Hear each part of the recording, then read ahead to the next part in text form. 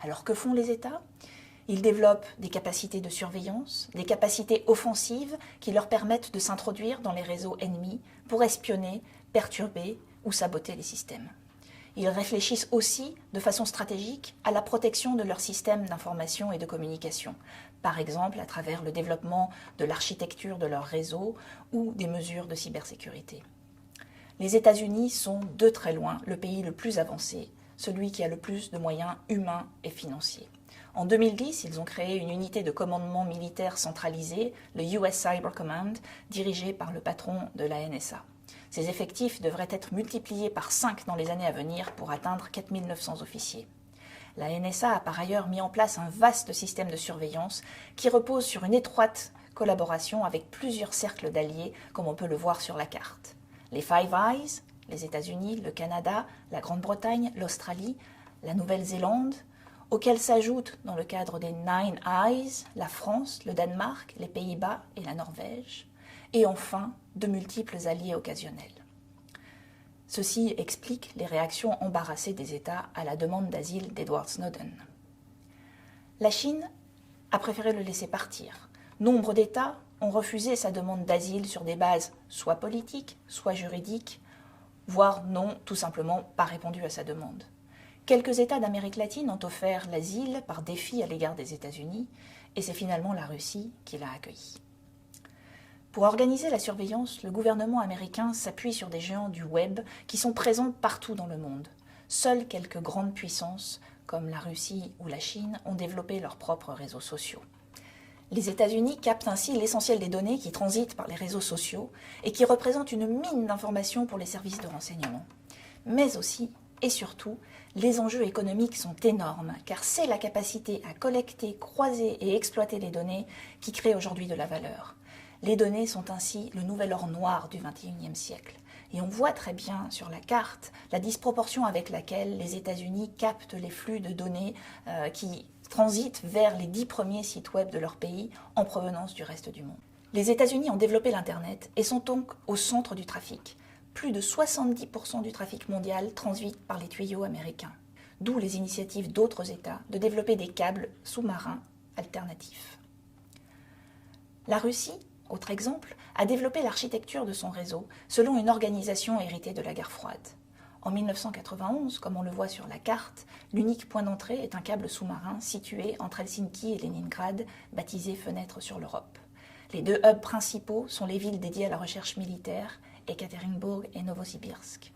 En 2013, le réseau s'est considérablement étendu, mais l'architecture reste similaire. La Russie a construit de nouveaux hubs et une dorsale qui s'étend de l'Europe à l'Asie.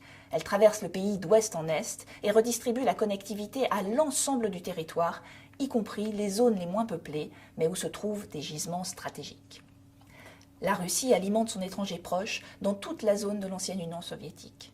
Seules la Géorgie et l'Ukraine ont développé des stratégies pour s'émanciper de cette connectivité sous contrôle russe, car le gouvernement peut écouter à peu près tout ce qui circule via ces réseaux.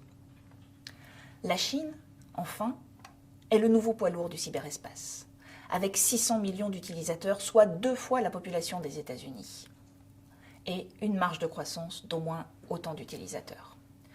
En 1995, il n'y avait pourtant que 5000 internautes en Chine. Le potentiel de croissance des utilisateurs est énorme et la progression pourrait être fulgurante en raison de l'Internet mobile, alors qu'il y a déjà 1,2 milliard d'utilisateurs de téléphones mobiles en Chine. Pour les Chinois, la menace vient d'abord de l'intérieur, en particulier des dissidents et des révoltes populaires. Développer l'Internet constituait donc un risque politique majeur. Alors, dès l'origine, la Chine a structuré son réseau de façon à pouvoir le contrôler. Le régime s'est montré particulièrement créatif en matière de censure et de propagande, en usant d'un savant alliage de technologies de pointe, de pratiques éprouvées d'oppression politique, comme l'intimidation, la collaboration forcée, la délation, la surveillance, la répression, de tout un arsenal juridique et aussi d'offensives de communication, le tout dans le but de museler l'opposition collective et contrôler les contenus. Mais la Chine impressionne et inquiète aussi par sa capacité à intégrer la dimension cyber dans tous les domaines stratégiques de sa montée en puissance, aussi bien militaire que politique ou économique. Elle développe activement ses capacités offensives et utilise le réseau pour collecter de l'information de haut niveau scientifique, technologique, économique, mais aussi politique et stratégique. La Chine se pose aujourd'hui en géant de l'Internet et affiche les ambitions d'une grande puissance, y compris dans le cyberespace. Et la France dans tout ça? Le cyberespace apparaît comme une préoccupation stratégique dans le livre blanc de la défense de 2008 et fait figure de question majeure en 2013, où le cyberespace est reconnu comme un milieu militaire à part entière. De multiples initiatives ont été prises. En 2009, la création de l'ANSSI, l'Agence nationale de la sécurité des systèmes d'information, puis la création d'un commandement interarmé de cyberdéfense, et enfin la création d'une cyberréserve citoyenne, mais aussi de chaires de recherche en cyberstratégie, comme la chaire Castex de cyberstratégie, ou en cyberdéfense, comme la chaire Saint-Cyr. Mais de nombreuses questions restent en chantier pour se protéger des nouvelles menaces et échapper à la surveillance des nations ennemies, ou amies d'ailleurs. Quelle politique industrielle de la France et de l'Europe en matière de cybersécurité? Quelles normes et quel cadre juridique et législatif pour le cyberespace? Quelle politique d'éducation et de formation en matière cyber? Toutes ces questions sont aujourd'hui soumises à la réflexion. En conclusion, on peut dire qu'au début de l'Internet, on pensait que son développement favoriserait les petits acteurs, plus réactifs, plus créatifs, capables de s'approprier rapidement la technologie et de s'émanciper du pouvoir des institutions et des gouvernements. Mais le cyberespace renforce aussi le pouvoir des États qui le réinvestissent fortement aujourd'hui. Le cyberespace est désormais un champ stratégique à part entière, mais aussi un outil au service de la puissance des États. Dès lors, les conflits dans le cyberespace ne peuvent se comprendre que dans leur contexte géopolitique. Et le cyberespace est devenu une dimension nouvelle et incontournable des conflits géopolitiques contemporains.